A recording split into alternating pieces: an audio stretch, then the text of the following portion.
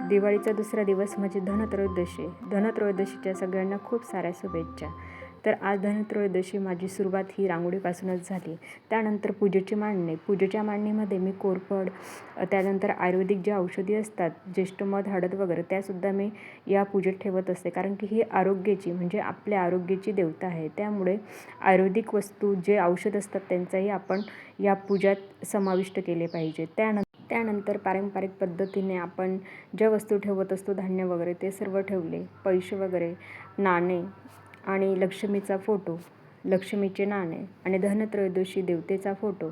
त्यानंतर या दिवसाचे आणखी एक वैशिष्ट्य म्हणजे संध्याकाळी दक्षिणेकडे कणकेचा एक दिवा लावतात आणि एम देवतेची पूजा करतात. या दिवशी तेल व वात घालून घराच्या बाहेर दक्षिणेला दिव्याची ज्योत दक्षिणेकडे करून पेटवून ठेवावे व दक्षिण दिशेला तोंड करून हात जोडून एम राजाचा मंत्र म्हणावा.